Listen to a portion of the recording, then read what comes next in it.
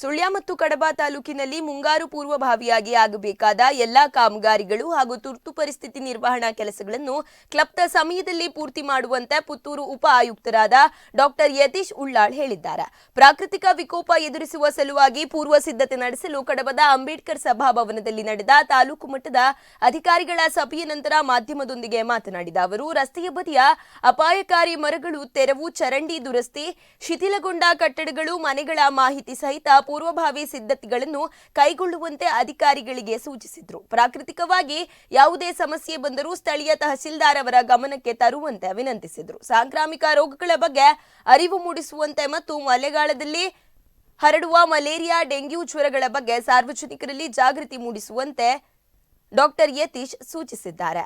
ಬಿಳಿನೆಲೆ ಭಾಗದಲ್ಲಿ ಡೆಂಗ್ಯೂ ಪ್ರಕರಣಗಳು ಹೆಚ್ಚಿದ್ದು, ಫಾಗಿಂಗ್ ಸೇರಿದಂತೆ ಅಗತ್ಯ ಕ್ರಮ ಕೈಗೊಳ್ಳಲು ಸೂಚಿಸಿದ್ದಾರೆ.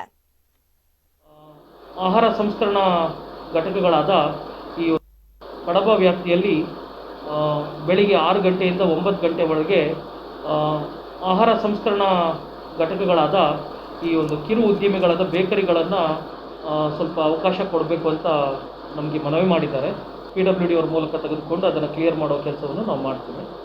ಈ ಒಟ್ಟಾಗಿ ನಮ್ಮ ಕಾಳಜಿ ಕೇಂದ್ರಗಳನ್ನು ನಾವು ಸ್ಥಾಪನೆ ಮಾಡುವಾಗಲೂ ಕೋವಿಡ್ ನಿಯಮಾವಳಿಗಳನ್ನು ಪಾಲನೆ ಮಾಡ್ಕೊಂಡು ಮಾಡ್ತೀವಿ. ಬಿಕಾಸ್ ಯಾವುದೇ ಒಬ್ಬ ನೆರೆ ಸಂತ್ರಸ್ತರು ಪಾಸಿಟಿವ್ ಆಗಿರ್ಬೋದು, ಪ್ರೈಮರಿ ಕಾಂಟ್ಯಾಕ್ಟ್ ಆಗಿರ್ಬೋದು, ಅಂಥವ್ರನ್ನು ಪ್ರೈಮರಿ ಪಾಸಿಟಿವ್ ಆಗಿರೋರನ್ನ ಕಡ್ಡಾಯ ನಾವು ಕೋವಿಡ್ ಕೇರ್ ಸೆಂಟ್ರಿಗೆ ಸಾಗಿಸ್ತೇವೆ ಮತ್ತು ಪ್ರೈಮರಿ ಕಾಂಟ್ಯಾಕ್ಟ್ಗಳಿಗೆ ಒಂದು ಸಪ್ರೇಟ್ ವ್ಯವಸ್ಥೆಯನ್ನು ಮಾಡುವವರಿದ್ದೇವೆ. ಅದಾಗಿ ಕೂಡ ಆದಷ್ಟು 50% ಆಕ್ಯುಪೆನ್ಸಿ ಒಳಗಡೆ ಎಲ್ಲ ಕಾಳಜಿ ಕೇಂದ್ರಗಳನ್ನು ನಾವು ನಡೆಸಲಿಕ್ಕೆ